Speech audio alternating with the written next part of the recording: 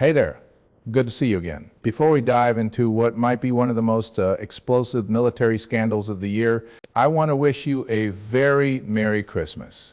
I hope you're surrounded by good people, good food, and maybe a little eggnog if that's your thing. Now, look, I know you clicked on this video because you saw that title, and trust me, we're going to get into every jaw-dropping detail of what just happened on Capitol Hill. But first, just between you and me, if you haven't hit that subscribe button yet, now's the time. I promise you, the content we're bringing you is stuff you won't find packaged quite like this anywhere else. Plus, it helps me keep doing what I love, which is breaking down these complex stories so they actually make sense. All right, you ready? Let's get into this.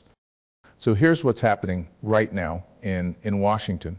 And I mean, right now, as we speak, Admiral Frank Bradley, a decorated Navy SEAL commander with over 3 decades of service, just testified before Congress about a military operation that has lawmakers from both parties absolutely stunned. We're talking about a September strike in the Caribbean Sea that's raising serious questions about potential war crimes. Yeah, you heard that right.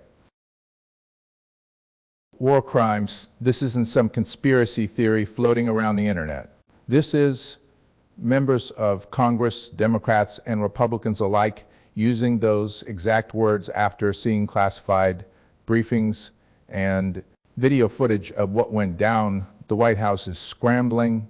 Defense Secretary Pete Hegseth is trying to distance himself from the whole thing. And Admiral Bradley is sitting in the hot seat trying to explain why survivors of a military strike were targeted and killed in a second attack.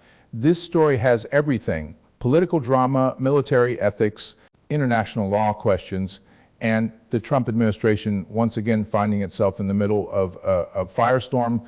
You already know how this administration operates, right? Something controversial happens. Everyone points fingers at everyone else, and we're left trying to figure out who's actually telling the truth. But this time, the stakes are different because we're talking about life and death decisions made in real time during a military operation. Let me paint the picture for you so you understand exactly what we're dealing with. Back on September 2nd, the U.S. military carried out a strike on what they recalling a drug smuggling boat in the Caribbean Sea, somewhere near Venezuela. The Trump administration has been ramping up these counter-narcotics operations, claiming they're going after drug cartels that are flooding America with illegal drugs. Fair enough, right? Nobody wants drugs pouring into our communities. But here's where things get complicated. And frankly, disturbing the military hit this boat with a missile strike. The boat exploded, caught fire, and was basically destroyed. But here's the thing. 2 people survived that initial attack. They were in the water. Their boat was gone. They had no way to escape. They were in distress. Under international law, under the rules of war that we've agreed to follow, those survivors are supposed to be rescued or at least left alone if they're no longer a threat. They're out of the fight at that point. But that's not what happened. According to reports that surfaced weeks later, there was a second strike ordered specifically targeting those survivors, and those 2 men were killed. When this came to light, lawmakers on both sides of the aisle immediately started asking questions.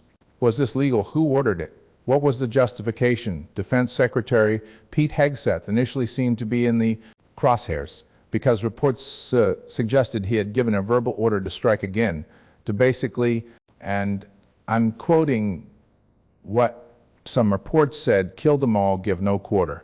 Those are chilling words because giving no quarter means showing no mercy, taking no prisoners. That's the kind of language that gets people charged with war crimes. Now hold on one second.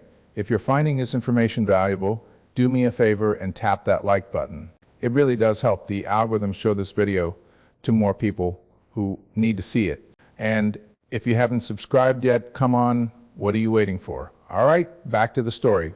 So Admiral Bradley gets called before Congress to explain what happened. And let me tell you, his testimony did not calm anyone down. In fact, it seems to have made things worse.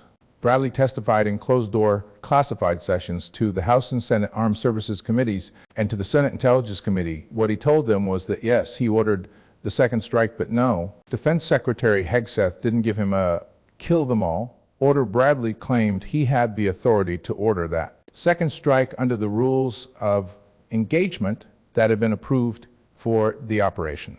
His argument: those two survivors in the water were still legitimate military targets because they were communicating electronically with another vessel that the military suspected was part of the drug smuggling operation, what some are calling a mothership.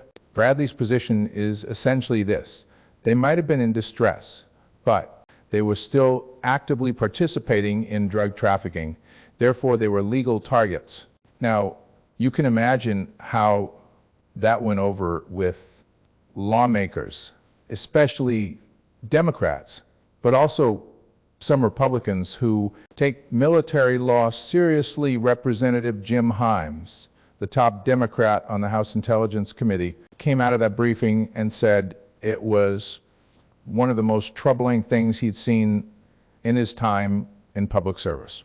He pointed out that you had two individuals in clear distress, no way to move, their boat destroyed, and the United States killed them.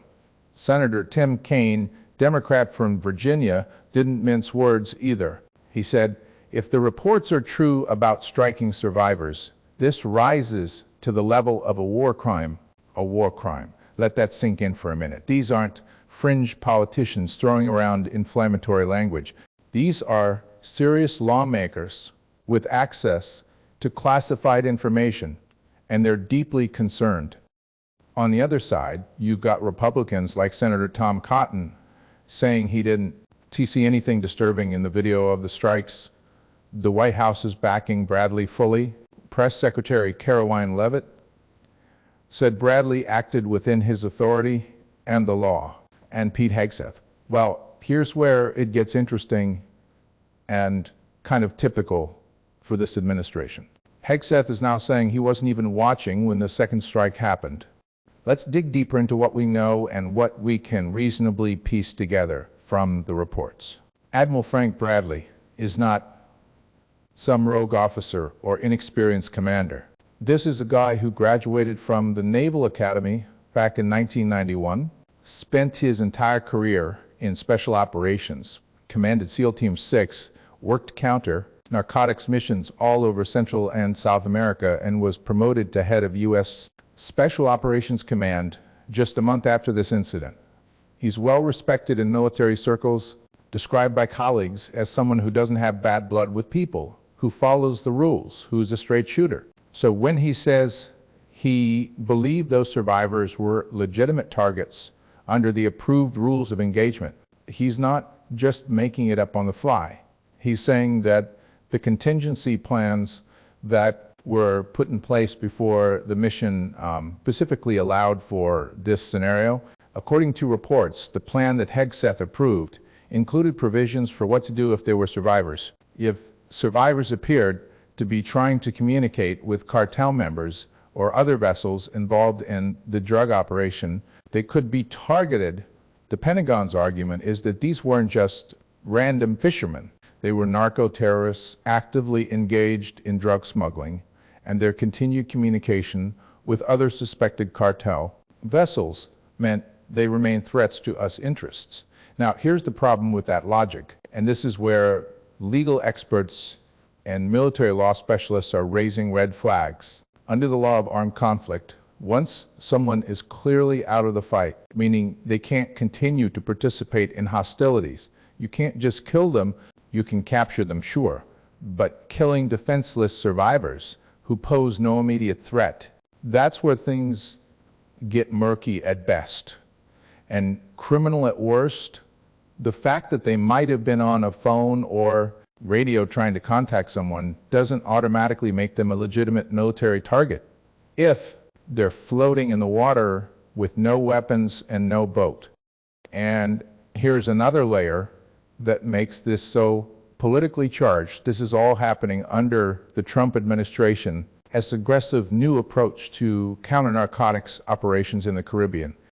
Hey, quick pause. If you're still with me, hit that like button and make sure you're subscribed, because this story is far from over and you're going to want updates. So where does this leave us? Well, Congress has launched formal investigations. Both the House and Senate Armed Services Committees are digging into this, asking for a full documentation of the operation, the rules of engagement, the communications between Hegseth and Bradley, and most importantly, the full video of both strikes. Democrats are pushing hard for transparency, and even some Republicans are uncomfortable with what they've heard. The political implications here are massive. If it turns out that the second strike violated international law or the law of armed conflict, everyone in the chain of command could potentially face legal consequences. We're talking about criminal liability for military personnel who carried out the order, for Admiral Bradley, who gave it, and potentially for Pete Hegseth, who approved the overall mission parameters. The Trump administration is already in damage control mode, with Trump himself defending Hegseth and saying he believes him when he says he didn't order anyone's death. But believing someone and having the facts line up are two different things. What's also concerning to lawmakers is that this might not be an isolated incident. The Trump administration has been conducting multiple strikes against suspected drug boats in the Caribbean and Eastern Pacific. And now Congress wants to review all of them to make sure this pattern isn't being repeated. There are also huge foreign policy implications here. Venezuela is already on edge with the U.S. President Maduro is using incidents like this to rally domestic support, and Trump is reportedly considering strikes on the Venezuelan mainland itself. Can you imagine the international outcry if the U.S. starts bombing another country over drug interdiction operations that might already be violating international law? It's a powder keg. For Admiral Bradley, this is a career-defining moment, and not in a good way. Here's a guy who spent 30-plus years serving his country, earned the respect of his peers, and now finds himself at the center of a scandal that could end with war crimes accusations. Whether he was following orders, exercising his own judgment, or caught between bad options, his name is now attached to this forever. And for Pete Hegseth, this is just the latest in a series of controversies since he became Defense Secretary. The guy can't seem to stay out of hot water, and now he's dealing with allegations of approving operations that may have crossed legal and ethical lines. Look, here's my take on all of this. War is messy. The combat decisions happen in split seconds, and Monday morning quarterbacking from comfortable offices is easy. But we're supposed to be better than this. We're supposed to follow rules even in war, especially when it comes to treating survivors and prisoners humanely. If those two men in the water were still communicating with cartel members, fine, monitor them, intercept the communications, send in a team to capture them, but launching a second missile strike to kill defenseless survivors, that's a line that shouldn't be crossed. And the fact that it might have been crossed under a pre-approved contingency plan makes it even more troubling, because it means this wasn't a split-second mistake. This was policy. Congress needs to get to the bottom of this, and they need to do it transparently, so the American people can see what was done in our name. Before I let you go, please hit that subscribe button, turn on notifications, and leave a comment letting me know what you think about this situation. Is this a justified military operation, or did we cross a line? I'll see you in the next one. Stay informed, stay critical, and remember, you deserve the truth.